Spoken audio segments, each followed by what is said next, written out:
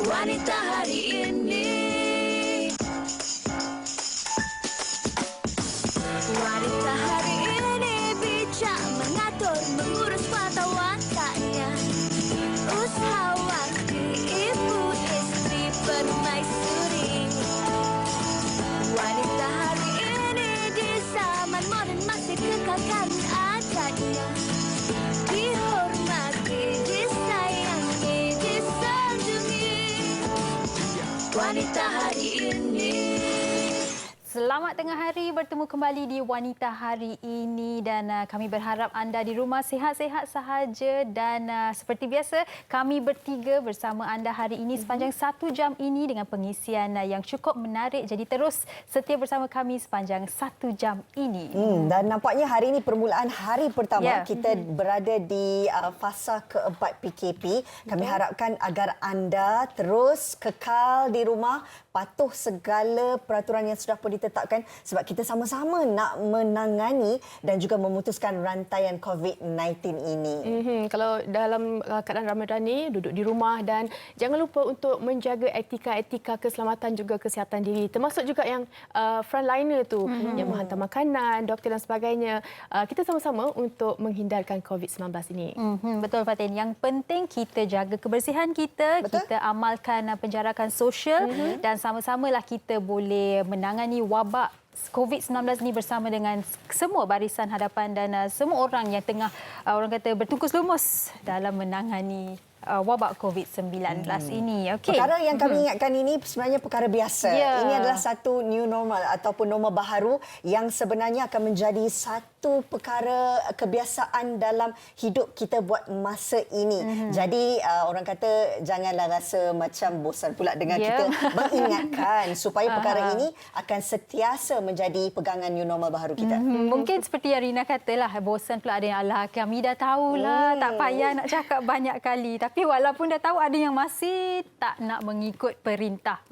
Sebab ni tanggungjawab kita Ya, kan? betul. Kita sama-sama mengingatkan supaya kita cepat-cepat boleh lakukan aktiviti seperti sedia kala. Baiklah, kami sebenarnya nak wawarkan kepada anda sepanjang tempoh PKP ini anda boleh dapatkan akhbar digital NSTP secara percuma sepanjang tempoh ini dan kalau anda nak tahu sila layari www.nstp.com.my/mco. Okey, dan bercakap pasal surat khabar ni, saya kira kami, anda berdua Fatin dan Rina dan juga anda di rumah, saya pasti anda telah pun membaca banyak laporan berkaitan dengan keganasan rumah tangga terutamanya sepanjang PKP ini, bukan hanya di Malaysia tetapi juga di seluruh dunia. Dan pastinya kita nak tahu lebih lanjut tentang perincian berkenaan dengan isu keganasan rumah tangga ini. Kami nak bawakan pemerhatian anda untuk laporan ini. Kita saksikan.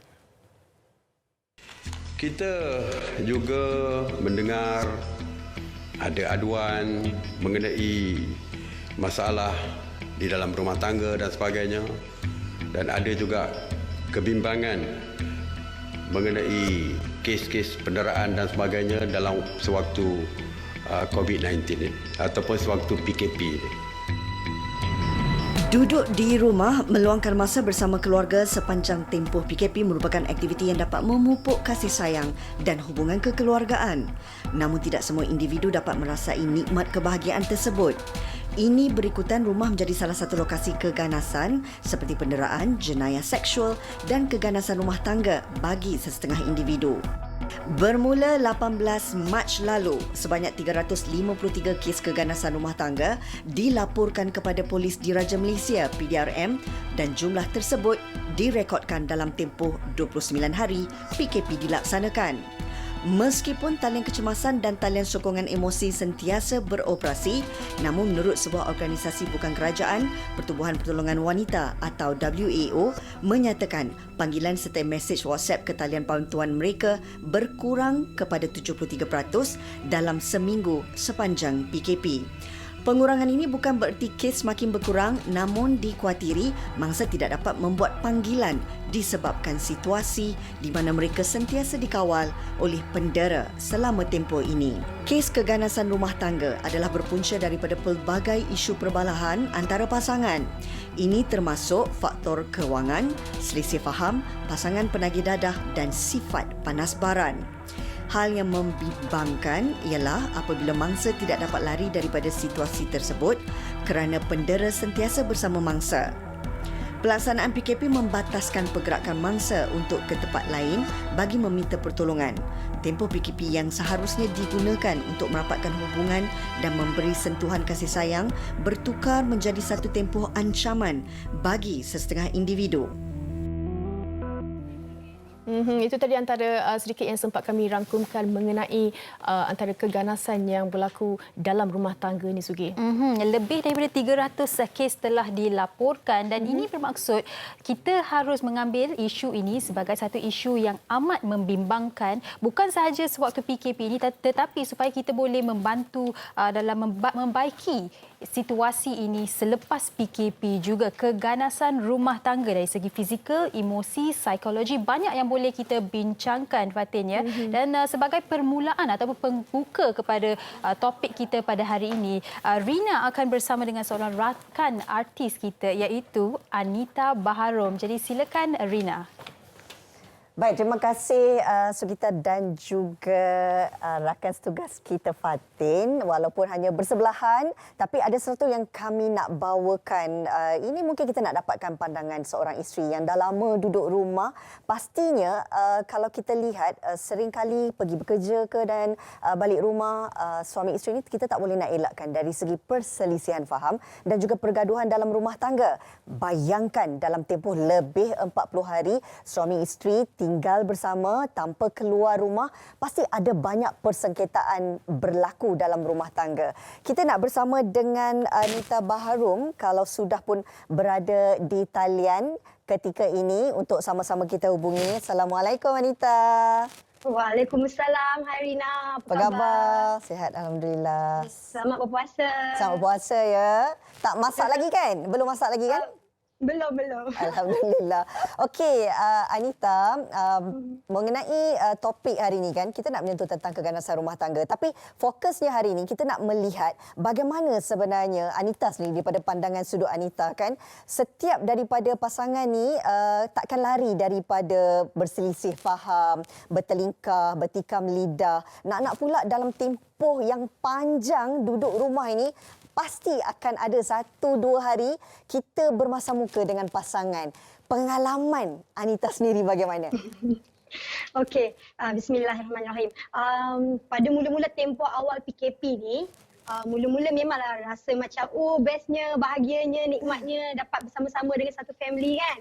Sebab selama ni kan masing-masing sibuk, nak jumpa muka kadang-kadang pasangan dalam masa dalam satu hari berapa jam, 4-5 jam je. Kadang balik malam tidur, esok dah pergi kerja suami macam tu kan. Tapi untuk tempoh PKP ni mula-mula okey. Lepas tu bila dah lama-lama dia start dah. Dia start macam-macam isu. Bila kita duduk lama dalam rumah, kita akan macam banyak aktiviti rumah nak kena buat kan. Okey, itu fine, itu bagus. Tapi kadang-kadang ada je punca-punca. Mungkin kita dah start bosan. Mungkin antara faktor ekonomi ke kan. Kita kadang-kadang ada juga macam terjejas juga ke. Kita nak kena fikir balik kan. Jadi kadang-kadang faktor-faktor macam tu kita jadi macam jadi ada sedikitlah macam punca, bibit-bibit punca untuk nak masalah fahaman tu berlakulah.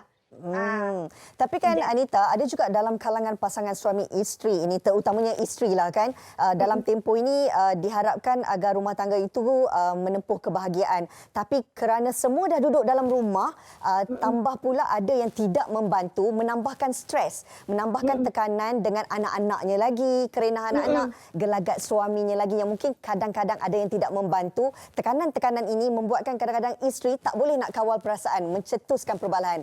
Bagaimana Anita sendiri bagaimana?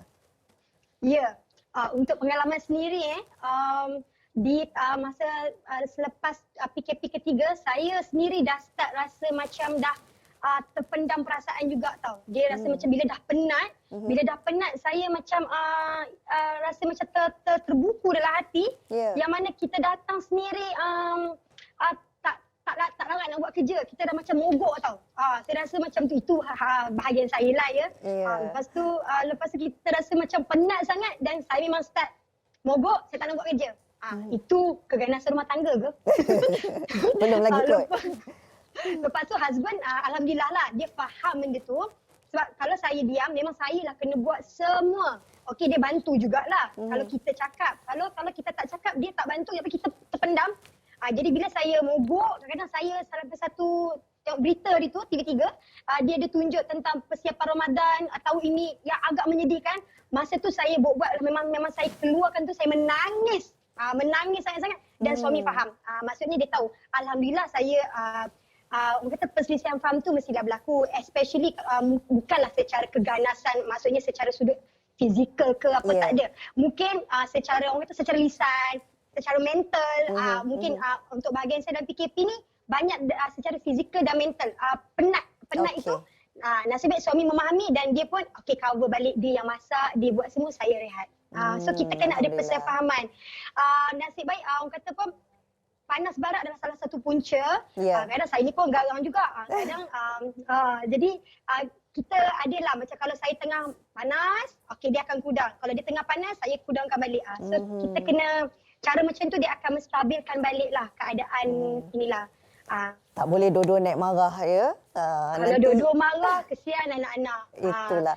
Dan mungkin akhir sekali lah Anita sendiri kan, bagaimana Anita melihat pentingnya peranan suami dan isteri dalam tempoh yang sangat panjang ini, kena ada persefahaman dan juga saling tolak ansur untuk mengekalkan rumah tangga itu agar tidak berlaku keganasannya. Ya. Keganasan rumah tangga ni tak semestinya secara fizikal. Dia mungkin secara psikologi, secara mental, secara lisan, secara emosi, semua ada. Jadi mungkin keganasan secara fizikal mungkin certain orang yang menghadapi. Tetapi secara lisan, emosi, mental mesti ramai sangat yang menghadapinya. Especially dalam rumah tangga kan. Mungkin terkena pada anak-anak, terkena pada efek dia pada anak-anak ke, pada isteri ke atau suami ke kan. Jadi pada masa ni keadaan ni kita kena ambil lah orang kata peluang. Kita anggap benda ni Allah bagi rezeki, hikmah untuk kita memuhasabah diri. Kalau orang Islam, better lah kita beribadah lah. Kita baca Quran untuk tenangkan hati. Yang mana ada panas badan tu, banyak-banyakkan berzikir, tenangkan hati.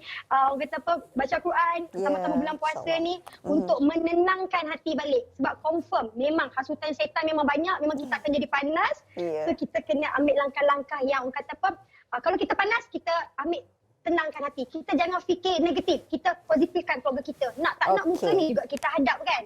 So kita kena ambil langkah yang untuk masing-masing happy dan gembira. InsyaAllah. Apapun, terima kasih Anita atas perkongsian yang saya kira dapat memberi manfaat untuk penonton-penonton yang lain. Teruskan menonton.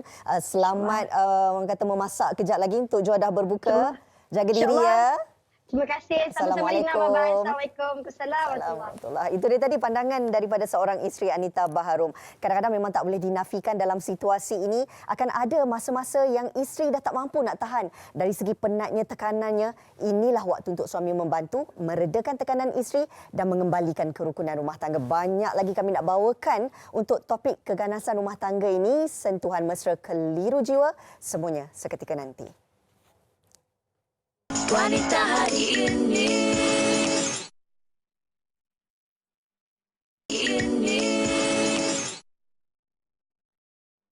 Dia menyangka akan menjadi mangsa keganasan rumah tangga. Aimi Izham, 27 tahun, terpaksa mengharungi detik hitam di awal perkahwinannya bersama pasangan pilihan. Aimi menjadikan perceraian sebagai solusi kepada masalah yang melanda dirinya selama lebih 2 tahun. Saya dah bercerai dengan bekas suami saya dalam 2 minggu sebelum PKP. 2 tahun kami kahwin, tapi 5 bulan je kami bahagia. Lepas tu, dia dah start marah-marah, dia dah start naik tangan, pukul saya. Sebelum kahwin, saya kenal dia ni seorang yang sangat baik. Punca dia pukul saya sebab saya tak bagi dia chat phone saya dan pernah sekali tu, saya balik lambat sebab kerja. Dia tuduh saya curang, saya tak setia. Seolah-olah saya ni ada lelaki kat belakang dia. bekas suami saya jadi panas baran. Padahal saya sayang je dia. Saya setia. Tapi dia tetap paranoid. Bila depan mak ayah saya, dia bertukar. Dia jadi sangat baik. Dia layan saya macam 5 bulan pertama kami kahwin. Kalau saya tak ikut kehendak dia, mulalah dia nak marah saya, dia akan pukul saya. Pernah sekali tu, saya lupa nak sapu rumah. Dia mengamuk, dia campak semua barang dalam rumah tu. Tapi, dia tak ada satu pun usaha untuk bantu saya. Saya tak nak jadi mangsa dia lagi. Jadi, saya ambil keputusan untuk minta cerai. Dan dia ceraikan saya. Dia cakap, saya ni tak layak untuk jadi isteri dia sebab saya ni perempuan jahat. Saya tak tahulah kat mana saya jahat. Semua suruhan dia, saya patuh je apa yang dia nak. Tapi, dia balas dengan keganasan. Saya nasihatkan wanita dan isteri kat luar sana, kita jangan jadi lemah. Kalau kena pukul, tolonglah cari jalan untuk keluar. Jangan berdiam. Itu dia tadi antara sedikit perkongsian daripada salah seorang mangsa keganasan rumah tangga. Sebenarnya tercetusnya daripada periksa phone. Tak bagi periksa phone dan mulalah suami naik tangan dan sebagainya. Sudi. Ada banyak sebab, Fatin, sebenarnya kalau kita lihatkan, dan ada ramai wanita yang menjadi mangsa keganasan rumah tangga ini tidak tahu bagaimana untuk mendapatkan bantuan, bagaimana untuk melarikan diri mereka, dan itu yang akan kita bincangkan hari ini. Keganasan rumah tangga, sentuhan mesra keliru jiwa. Dan untuk itu kita akan bersama dengan Puan Amnani Abdul Kadir, iaitu pengarah kerjasama dan pembangunan pertubuhan pertolongan wanita WAO. Assalamualaikum. Waalaikumsalam. Terima kasih kerana menjemput saya pada hari ini. Hello Puan, selamat tengah hari. Puan sihat ya? Sihat. Okey, baiklah Puan, topik kita hari ini cukup menarik dan perlu diberi perhatian, keganasan rumah tangga. Kalau kita lihatkan secara amnya Puan, memang angka keganasan rumah tangga ni memang semakin meningkat di seluruh dunia dan di Malaysia juga. Tapi kalau mengikut laporan akhbar, pada minggu pertama PKP ini, ia menunjukkan bahawa penurunan dari segi bilangan panggilan ataupun inquiry melalui WhatsApp berkaitan dengan keganasan rumah tangga ini bukan bermaksud tidak ada kes keganasan rumah tangga, tetapi ada sebab-sebab lain, mungkin mangsa sentiasa di bawah kawalan si pendera. Jadi mungkin Puan boleh ulas lebih lanjut mengenainya. Ya, betul. Ia pasti suka untuk mangsa menghubungi kami apabila pendera berada berdekatan dengan mereka dan mengawasi mereka 24 jam. So macam mana mereka nak call dan minta bantuan untuk selamatkan mereka kalau pendera tu memang dah duduk sebelah mereka. Dan ada kes juga di mana pendera akan memegang telefon bimbit wanita, ya. So jadi ia agak suka untuk wanita untuk mendapat bantuan the first week untuk yang pada permulaannya lah. Okay. So kami memang tak heran lah the statistics was low in the beginning. Okey, Puan Amnani, kita nak tahu juga sepanjang PKP ni apa antara jenis keganasan yang berlaku dalam kalangan suami isteri ni. Yalah, kalau kita tahu perkara yang diadukan oleh isteri ataupun suami berkenaan dengan pasangan mungkin ada berbeza. Mungkin Puan Amnani boleh kongsikan. Okey, kes-kes yang kami terima dalam masa PKP ni ada banyak sebab keganasan rumah tangga ni bukan saja melibatkan keganasan antara suami isteri berpasangan, tapi kes-kes yang keganasan antara adik-beradik pun ada. Kes-kes penderaan kanak-kanak pun semakin meningkat. Jadi dia memang kami terima banyak kes aduan penderaan antara pasangan lah. So the issues are usually berkenaan macam kena pukul dan banyak emotional abuse. Okey. Yeah. Okey, baiklah Puan. Jadi sememangnya ada banyak sebab, ada banyak faktor punca yang menyebabkan kes keganasan rumah tangga, dan seperti yang Puan kongsikan, bukan sekadar keganasan di antara pasangan tetapi juga anak-anak ataupun sesiapa yang duduk di rumah juga. Dan mungkin Puan boleh kongsikan, adakah stres antara faktor yang menyebabkan keganasan rumah tangga ini? Ya. So disebabkan oleh pandemik COVID-19 ni, kesemua lapisan masyarakat terpaksa berhadapan dengan kesan ekonomi yang agak teruk. Ada yang kehilangan kerja, ada yang tak ada savings, ada yang tidak boleh bekerja, ada yang gaji kena potong dan sebagainya. Yeah. Dan ini memberi kesan yang amat teruklah upon the economy of the family, ekonomi keluarga. Jadi kesan ekonomi ini secara psikologinya akan memberi tekanan kepada sesiapa pun, ya, stres dan sebagainya. So keganasan rumah tangga dan penderaan kanak-kanak boleh dicetuskan daripada tekanan yang berlaku ni. Yep. Okay, but that is not the punca utama keganasan rumah tangga. Sebab keganasan rumah tangga ni it's actually ketidakseimbangan kuasa antara pasangan. Okay, di mana ia mewujudkan satu kitaran toxic in the relationship. Okey.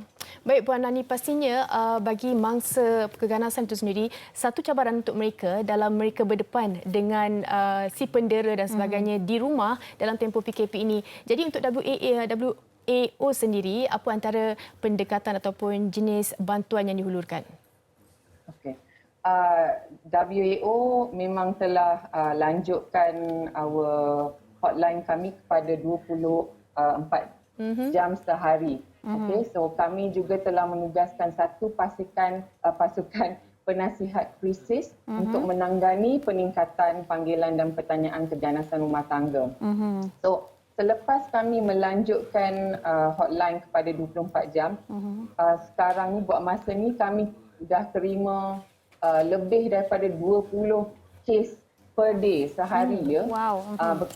Berkenaan ni campurlah penderaan keganasan rumah tangga dan penderaan kanak-kanak. Ya.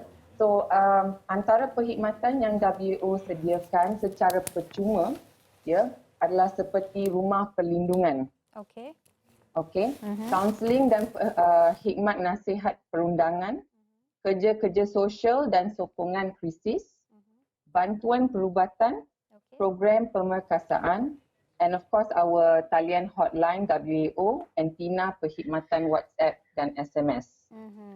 Okey. Jadi Puan, sekiranya seseorang, mungkin orang ketiga di rumah itu ataupun jiran melihat ada keganasan rumah tangga berlaku di sesebuah rumah tangga itu, adakah mereka juga boleh menghubungi WAO untuk membuat laporan?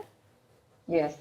Sesiapa pun boleh melaporkan kes keganasan rumah tangga pada WAO. Tak pun boleh hubungi talian kasih 15999.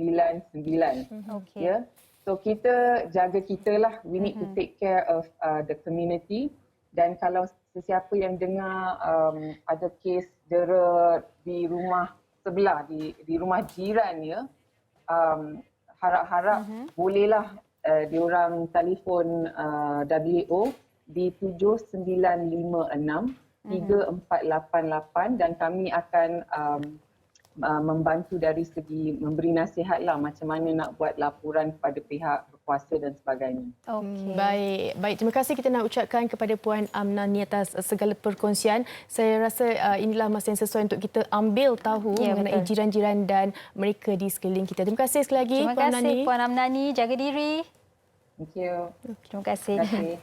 Saya suka apa yang Puan Amnani kongsikan tadi, Fatin. Dia berkata bahawa keganasan rumah tangga ini kerap kali berlaku kerana tiada keseimbangan kawalan dan kuasa di antara pasangan itu. Jadi itu yang patut kita perbaiki sebelum kita lihat punca-punca yang lain sebenarnya. Selain itu juga persefahaman dan juga peranan suami isteri itu sendiri. Sebenarnya bukan suami isteri je, macam tadi Puan Amnani cakap, melibatkan anak-anak, mungkin ibu bapa juga terlibat dalam keganasan rumah tangga. tangga ini.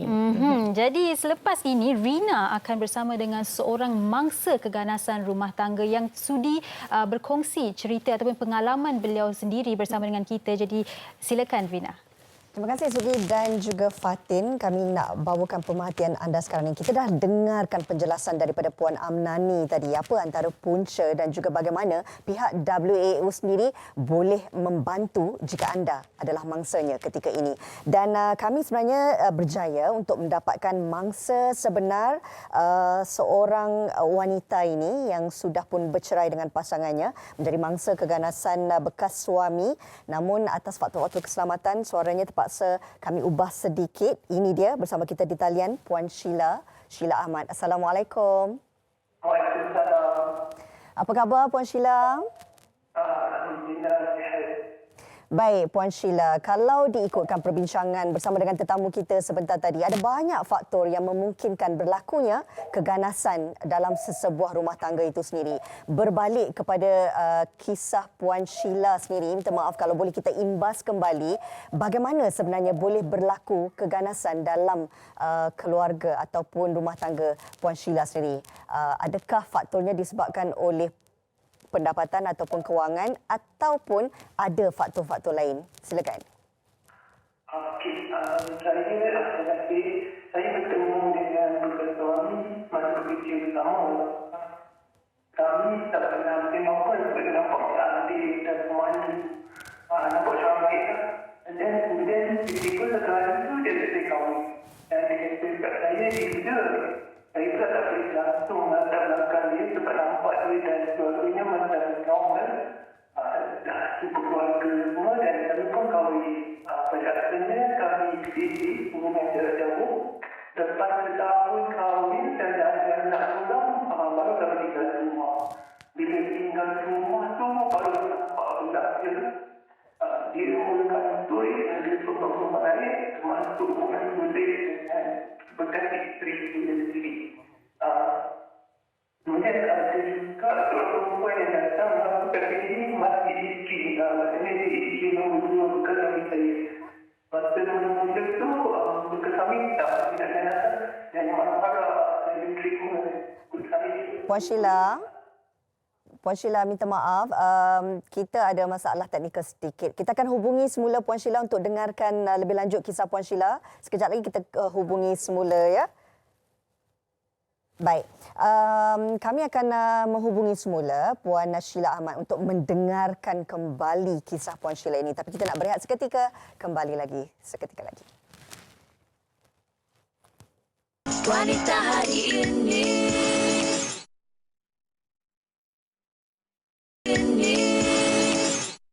Terima kasih kerana terus setia bersama kami di Wanita Hari Ini. Kita kembali nak bersama dengan anda berkongsi tentang kisah Puan Sheila Ahmad, mangsa keganasan rumah tangga. Kalau bersedia di talian, hello, Assalamualaikum. Waalaikumsalam. Okey, Puan Sheila, mungkin maaf ya, tadi ada sedikit gangguan, namun kita boleh terus kembali kepada mungkin kisah Puan Sheila sendiri. Silakan. Bagaimana sebenarnya Puan Sheila bermulanya kisah penderaan ini? Bermulanya masa sebelum kahwin itu saya tak tahu perangai sebenar bekas suami. Dia nampak baik, nampak sangat alim, tak pernah marah-marah. Tapi lepas setahun berkahwin, bila kami dah mula tinggal di rumah, baru perangai sebenar dia mula nampak. Dan dalam tempoh hidup bersama itu, bagaimana Puan Sheila sendiri melihat karakter suami? Adakah memang seorang jenis yang panas baran dan bagaimana? Dia depan orang ramai, dia tak tunjuk dia panas baran. Dan dia marah pun dia macam, dia bukan marah kencing-kencing.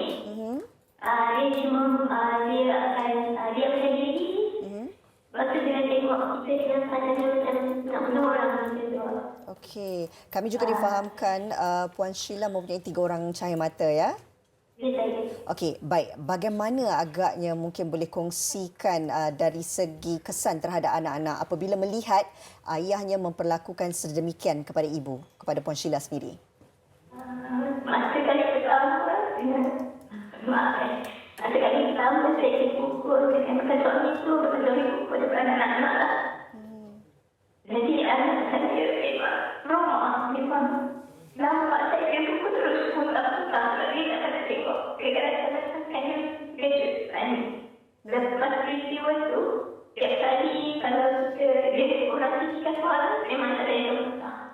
Okey, berapa usia anak kalau boleh kita tahu Puan Sheila?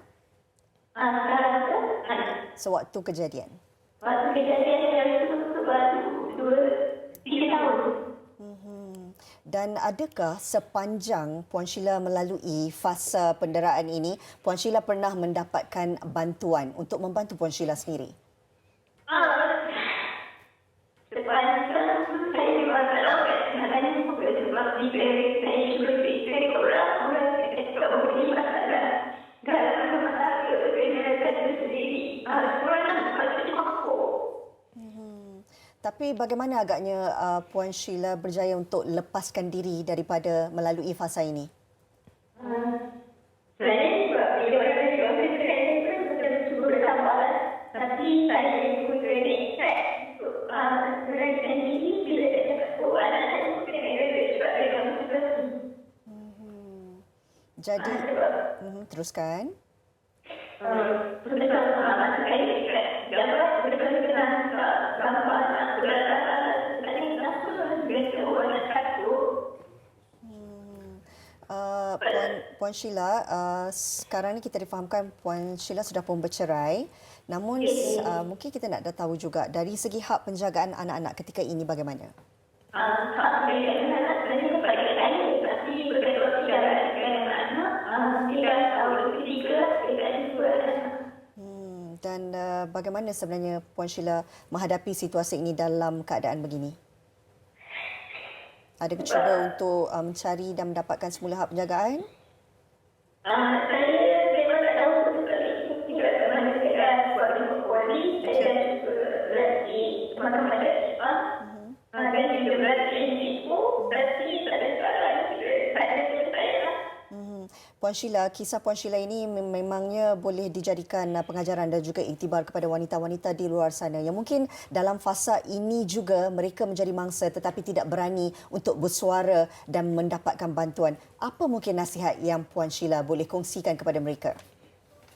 Nasihat saya, sebenarnya banyak NGO-NGO di membantu wanita-wanita dalam kejelas yang sama macam tadi WHO dan juga perpindahan ada FCC, dekat-dekat ada OIC dan juga ada satu-satu yang NGO-NGO yang tak berdasarkan banyak juga yang membantu ibu-ibu dan masa-masa dulu. Jadi kalau ni macam orang yang sedang tak perlu minta tolong. Kerana kadang-kadang bila kita minta tolong juga orang yang salah, memang kita tak tolong kita, tapi kalau kita minta tolong dari orang-orang yang NGO ni, memang dia akan tolong kita. Okey, baik. Terima kasih Puan Sheila kerana sudi berkongsi dengan kami kisah Puan Sheila sendiri untuk memberi pengajaran kepada mereka di luar sana. Apapun jaga diri, kami di Wanita Hari ini doakan agar insya-Allah satu hari nanti hak penjagaan anak-anak kembali kepada Puan Sheila. Jaga diri ya. Assalamualaikum. Baik, itu dia tadi Puan Sheila Ahmad yang berkongsi kisahnya menjadi mangsa suami. Namun hakikatnya hari ini berdepan dengan lagi satu situasi kehilangan anak kerana dilarikan suami. Banyak sebenarnya kes kalau kita lihat ada pelbagai punca penyebab yang membawa kepada situasi keganasan rumah tangga ini. Dan untuk itu kita terus nak bersama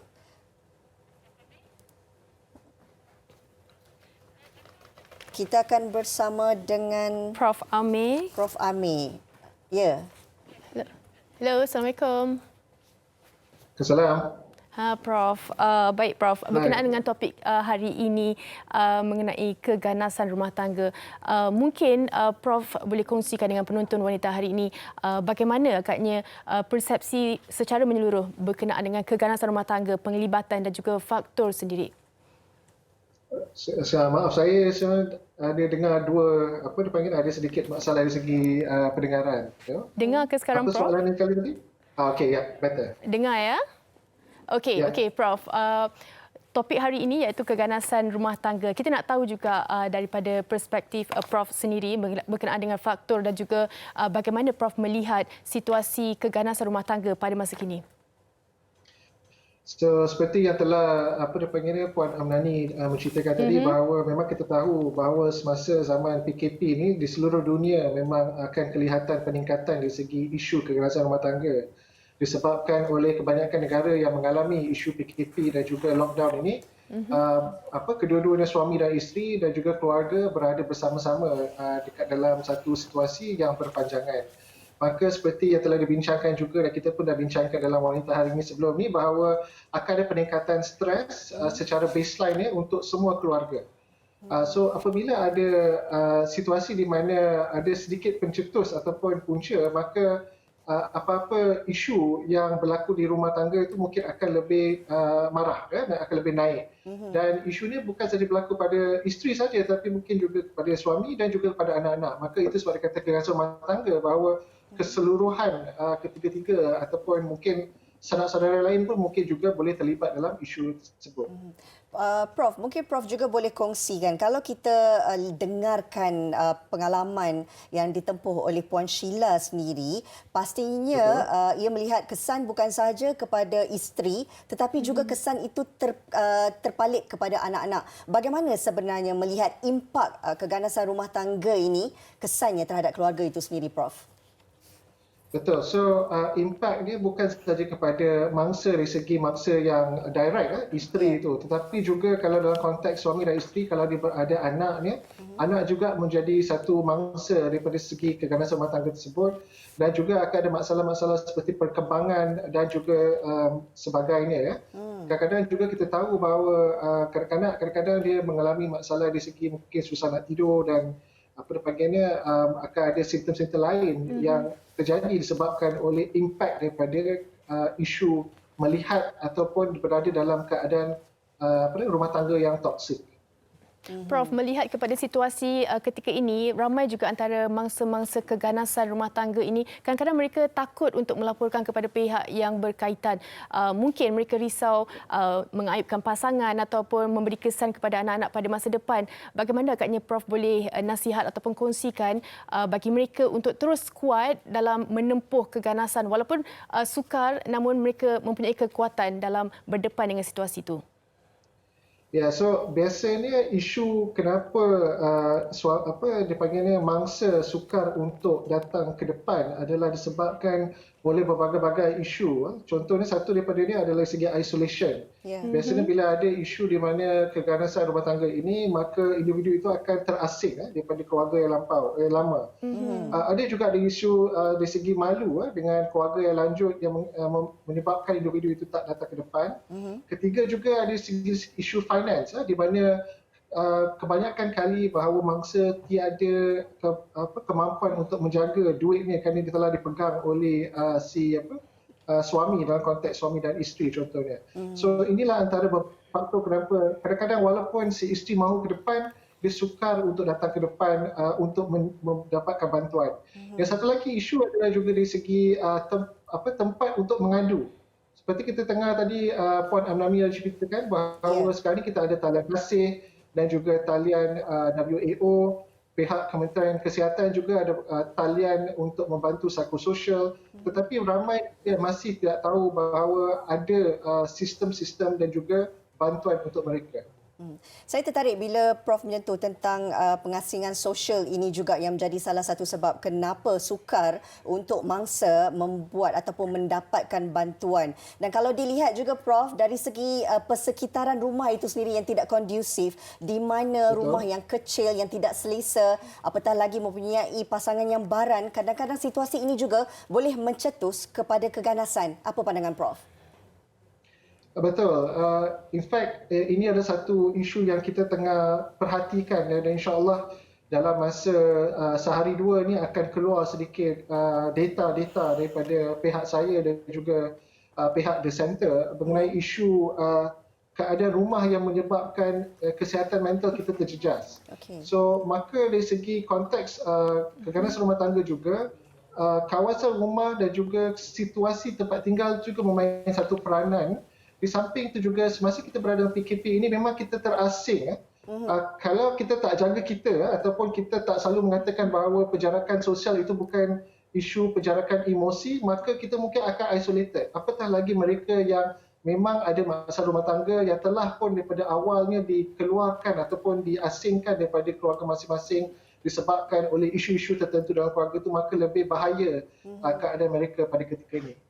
Okey, Prof. Kita nak tahu juga berkenaan dengan keganasan ini melibatkan golongan-golongan, bukan sahaja faktor mengenai pengambilan dadah ataupun tak mampu untuk mengawal emosi, tapi ada juga melibatkan golongan-golongan profesional. Adakah baran ini sendiri ataupun keganasan yang datang daripada individu itu merupakan salah satu penyakit ataupun personaliti dia sendiri? Ini yang kita katakan tadi bahawa biasanya isu keganasan rumah tangga ini tidak kisah dari segi walaupun dia miskin ataupun kaya, tinggi atau rendah ya. Yang isu ni dalam isu keadaan keganasan rumah tangga ni lebih kepada isu yang tadi dikatakan oleh Puan Amnani, power and control. Di mana ada satu ketidakseimbangan dari segi kuasa dan juga kontrol yang akan menyebabkan individu itu kalau dia memang ada ciri-ciri tertentu, tak kisahlah siapa dia, maka kes ini akan berlaku. Dan Prof, akhir sekali mungkin sedikit rumusan daripada Prof berkenaan dengan topik ini. Bagaimana sebenarnya perlu ada keberanian dalam diri mangsa ini dan mencari jalan keluar untuk mereka mendapatkan bantuan sokongan ini, Prof? Betul. Saya memang percaya bahawa dalam rumah tangga, situasi rumah tangga ini perlu ada give and take yang pertama. Dan perlu ada respect ataupun hormat pada isteri dan juga suami. Maka kalau ada apa-apa keganasan walaupun fizikal, dari segi mental atau emosi, ini termasuk mungkin dari segi mencaci, maki dan memalukan suami atau isteri, dan ketiga isu dari segi keganasan seksual, maka ini tidak patut berlaku ya. Maka kalau ada konteks begini yang berpanjangan menyebabkan individu itu berubah atau rasa dia memang tak patut mendapatkan seperti ini, maka ada bantuan-bantuan yang seperti dikatakan tadi WAO, Talian Kasih dan juga Kementerian Kesihatan yang dapat membantu dari segi mendapatkan bantuan. Baik. Terima kasih banyak-banyak Prof berkongsi dengan kami berkenaan dengan isu ini. Jaga diri ya Prof. Assalamualaikum. Terima kasih. Salam. Baik, itu dia tadi pandangan daripada Profesor Madya Dr. Amir Siddiq Amin Nordin, Pakar Perundingan dan Sekretari Universiti Malaya. Jika tidak dibendung, kerana kita melihat bahawa fasa PKP ini akan lebih berlanjutan, dalam situasi dah masuk fasa keempat, kita mengharapkan agar kita boleh mengawal isu ini. Mengawal isu dan juga mengawal emosi bukan sahaja diri, namun pasangan kita, untuk kita tak nak beri contoh yang tak baik untuk anak-anak kita kerana impaknya pada masa depan, Rina. Kita nak berehat seketika, kembali lagi selepas ini. Wanita hari ini. Wanita hari ini. Bertemu kembali dalam Wanita Hari Ini. Ada sesuatu yang kami ingin kongsikan berkenaan dengan tabung bantuan kemanusiaan COVID-19. Orang ramai yang ingin menyumbang ke tabung ini melalui cek perbankan dalam talian atau deposit kepada Media Prima NSTP Humanitarian Fund di Maybank. Nombor akaunnya adalah 5141-532-3170. Dan sumbangan anda akan dikecualikan cukai. Baik, kita dah sampai ke penghujung siaran. Esok kita akan kembali lagi. Ya, Rina, esok topiknya adalah cara pesakit kronik berpuasa di bulan Ramadan. Jadi bagi anda yang ingin mengetahui lebih lanjut mengenainya, jangan lupa saksikan Wanita Hari Ini esok. Esok bersama Rina dan juga Farin. Ya, Fatin. Ya. Okey, jaga diri. Terima kasih. Bye-bye. Waktu yang sukar menguji semua, tak pernah disangka. Bumi yang kelabu tambah cahaya. Usah mengalah, mencari salah, masih ada jalannya. Bersatu hati, moga dugaan berakhir. Krisis perlu pengorbanan, lebih dari jiwa dan raga, demi selamatkan dunia yang tercinta. Ketepikan apa perbezaan yang menghalangnya.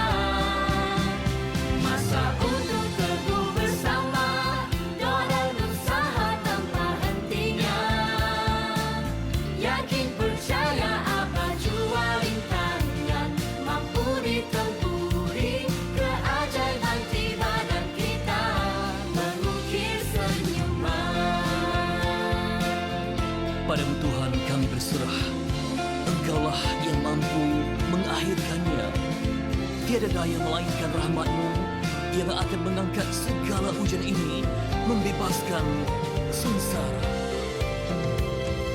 Damaikan rasa sesama manusia, ketepikan emosi.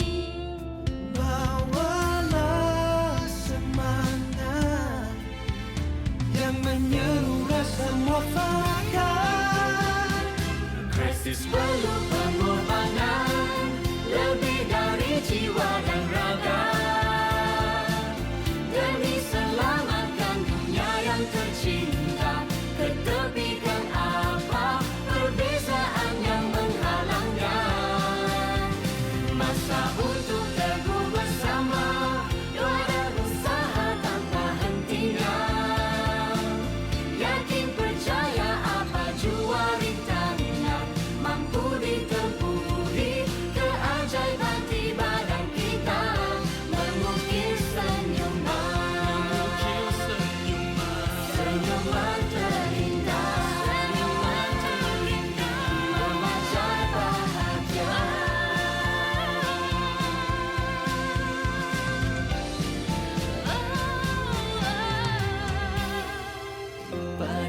Padamu Tuhan kami berserah. Engkaulah yang mampu mengakhirkannya. Tiada daya melainkan rahmat-Mu